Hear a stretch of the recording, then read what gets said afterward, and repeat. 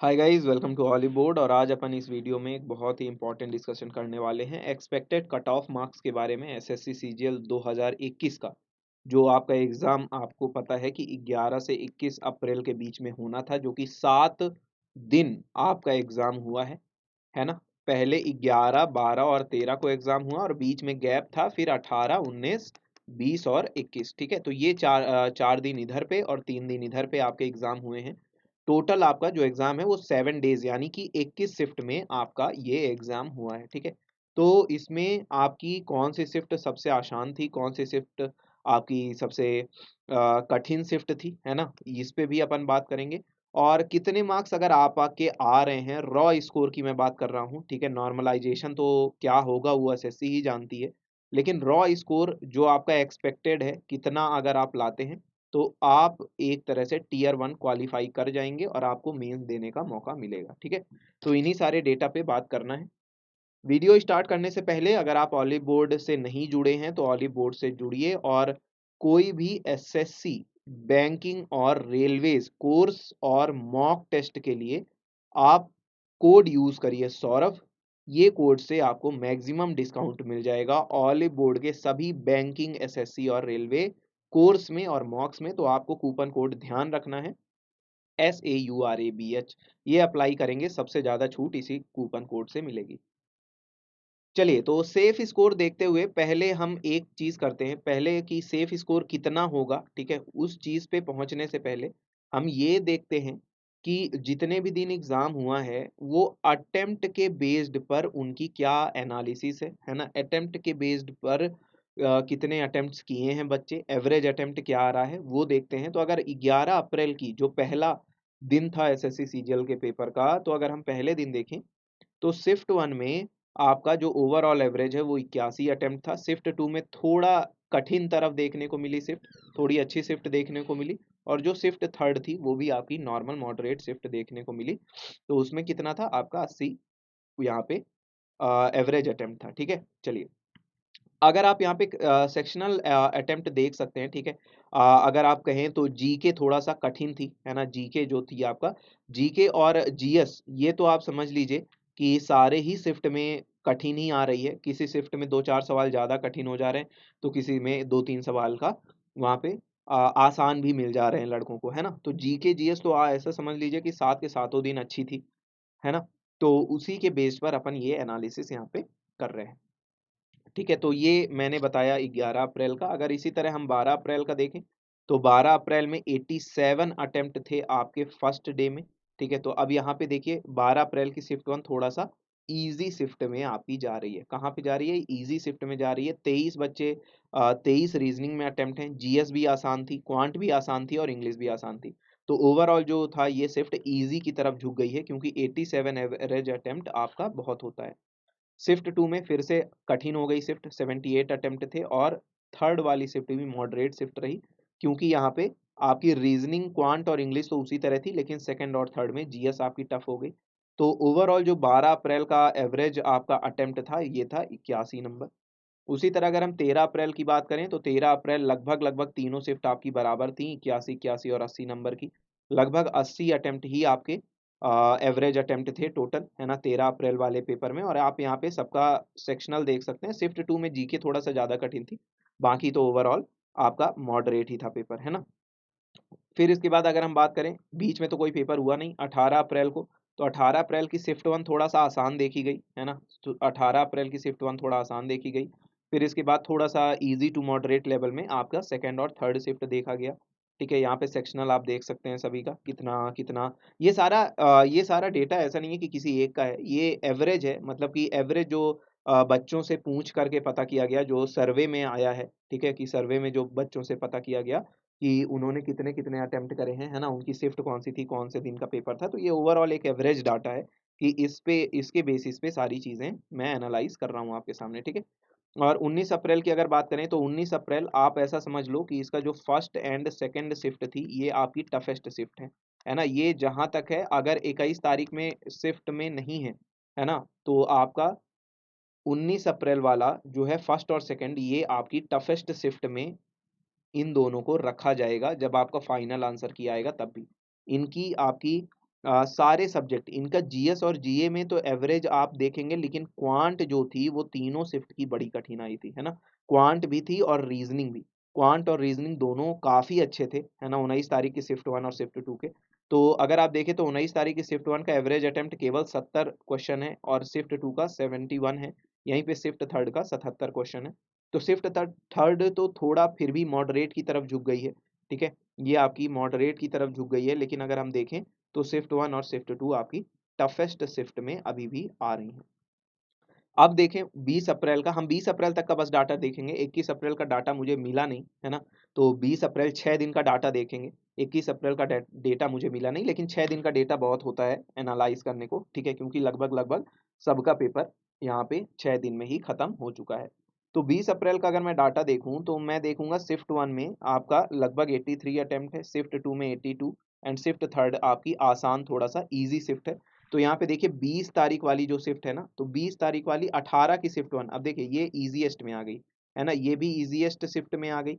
जो आपका ये वाली शिफ्ट है 20 तारीख की थर्ड वाली, ये भी इजीएस्ट में आ रही है। और मैंने पीछे आपको 18 तारीख की सॉरी 18 और एक और शिफ्ट थी ना जिसमें 87 हमने देखा था, हाँ, आपकी 12 अप्रैल की शिफ्ट 1, 12 अप्रैल की शिफ्ट 1, 18 अप्रैल की शिफ्ट 1 और 20 अप्रैल की शिफ्ट 3, ठीक है।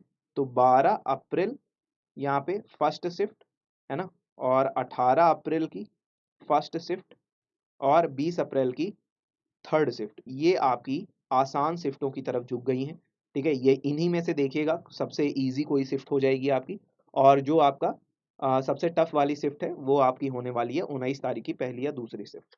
तो अगर हम देखें तो ये तो लगभग पूरा आपका देख सकते हैं कि ये तो ग्रैंड टोटल है। हर ये थोड़ा वेरी भी कर सकता है, 2-4 सवाल आगे पीछे हो सकते हैं, क्योंकि भाई पेपर तो बहुत सारे बच्चे देते हैं, है ना। पेपर का जब डेटा आएगा तो वहाँ पे 7-8 लाख बच्चे पेपर में बैठे रहे होंगे, और ये बहुत ही लिमिटेड डेटा पे आधारित है, जहाँ पे 10-20 हज़ार भी डेटा अगर आ जाता है सारी शिफ्ट को मिला करके तो उतना सफिशिएंट रहता है थोड़ा सा एनालाइज करने को। तो एक बार इन पे नज़र डाल लीजिएगा। बात करते हैं मेन आपका कि कितना आपका अगर रॉ स्कोर है तो वो एक तरह से सेफ स्कोर माना जाएगा। तो मैंने जब एवरेज निकाला तो ये जो आपका एवरेज आ रहा था सभी का, तो लगभग लगभग आपका सारी शिफ्ट का अगर मैं बताऊं तो 80 से 85 अटेम्प्ट्स हैं। क्या है? 80 से 85 आपके अटेम्प्ट्स हैं। लेकिन अब यही बात आती है कि यहाँ पे एक्यूरेसी कितनी है। सबसे बड़ा फैक्टर क्या आता है? एक्यूरेसी का, कि आपने कितना एक्यूरेट किया। भाई अब देखिए एक बच्चा ऐसा है जो कि अगर 85 अटेम्प्ट करके आया तो वो 2 या 3 सवाल 4 सवाल गलत करेगा। लेकिन वहीं पे एक बच्चा पता चले 85 अटेम्प्ट करके आया और 25 सवाल उसके गलत हैं वहां पे, है ना। ऐसा भी होता है भाई, तुक्का मार करके अगर आपने बोल दिया कि मैंने 85 अटेम्प्ट करा, इसका मतलब ये थोड़ी कि आपने 95% की एक्यूरेसी मेंटेन करी है। बिल्कुल ऐसा मतलब नहीं है। तो मेन अब एक्यूरेसी फैक्टर है कि अगर एवरेज अटेम्प्ट 80 से 85 आ भी रहा है तो एक्यूरेसी फैक्टर किस तरह से काम करेगा, और वही निर्धारित करेगा कि आपका जो रॉ मार्क्स हैं, रॉ मार्क्स कट ऑफ कितनी जाएगी। अब मैं बात करता हूँ इसी पे, ठीक है, कि एक्यूरेसी पे। तो मैं मानता हूँ ओवरऑल 21 शिफ्ट का, सारी जितनी भी आपकी 21 शिफ्ट थी, इनका अगर मैं एवरेज अटेम्प्ट मानूं तो मैं मानता हूँ 80। कितना मान रहा हूं मैं? 80 सवाल मान रहा हूँ, ठीक है। 80 क्वेश्चंस में मान रहा हूँ सभी का एवरेज अटेम्प्ट। और मैं अगर बोलूं कि अगर 5% की एरर है, कितनी है? 5% की एरर है, यानी अगर आप 76 क्वेश्चन यहाँ पे करेक्ट करते हैं, 95% की एक्यूरेसी है, तो आप कितना स्कोर करेंगे? 152। लेकिन अगर आप इसमें से 4 क्वेश्चन गलत किए हैं तो 2 नंबर कटेंगे और आपके मार्क्स आएंगे 150, ठीक है। अच्छा, इसके बाद अगर देखा जाए तो अगर मैं बोलूं कि 10% आपने एरर करी है, यहाँ पे कितना एरर करा है? 10%। 10% एरर करने पर आप कितने सवाल सही करोगे? आप सवाल सही करोगे यहाँ पे 72, 8 सवाल गलत कर दोगे। 80 में 8 सवाल अगर आपके गलत होते हैं, और ये होता ही है, ये तो निश्चित है, ये तो आपको भी पता है सारे सवाल नहीं सही होने हैं, तो यहाँ पे आप पाओगे 144 नंबर, लेकिन 4 नंबर आपको माइनस मार्किंग के कटेंगे, आपके आएंगे 140 नंबर। वहीं पे अगर कोई बच्चा, यहाँ पे अगर कोई बच्चा ये करता है कि 15% का अगर एरर करता है, 15% का एरर करने का क्या मतलब होता है कि 68 सवाल केवल सही हुए, बाकी गलत हो गए। तो यानी कि 136 नंबर पाता, लेकिन 12 सवाल गलत भी तो हैं, तो 6 नंबर कटेंगे, उसके नंबर आएंगे 130। अगर मैं बोलूँ यहाँ पे कि आपका 20% का यहाँ पे एरर है, 20% की एरर होने पे आपके सवाल होंगे 64 करेक्ट। 64 में पाना 128 नंबर चाहिए था, लेकिन कुछ माइनस मार्किंग होगा 8 नंबर का, क्योंकि आपने 16 सवाल गलत कर दिए। और यहाँ पे 120 नंबर आएंगे। उसी तरह से अगर मैं बात करूं तो यहाँ पे अगर मैं 25%, क्योंकि ये 25 नहीं, ये 30-40% की भी एरर होती है ना। बच्चे वहां पे अटेम्प्ट करते हैं तो इतना सीरियस पेपर अटेम्प्ट करने नहीं जाते कि वो अगर उन्होंने बोल दिया कि मैंने 85 अटेम्प्ट करे तो उन्होंने 170 नंबर ला लेना है, ऐसा कुछ भी नहीं होना है ना, बिल्कुल नहीं होना है ऐसा। तो ये सब चीजें सोच करके डिमोटिवेट मत होइएगा, जो मैं बता रहा हूँ उसे सुनिएगा।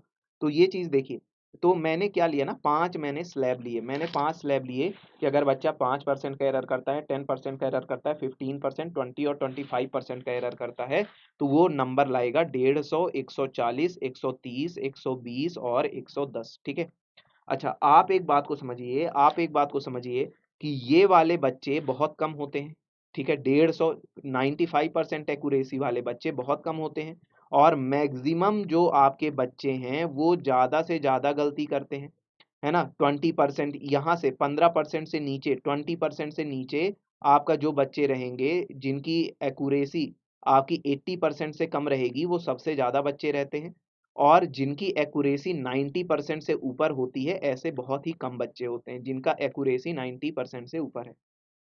तो अगर मैं इसका भी एवरेज निकालूं, अगर मैं ये 5 आपके परसेंटेज एरर का मैं एवरेज निकालूं, तो एवरेज जो मार्क्स आएगा वो आएगा 130 नंबर। कितना आएगा एवरेज मार्क्स? 130 नंबर आएगा।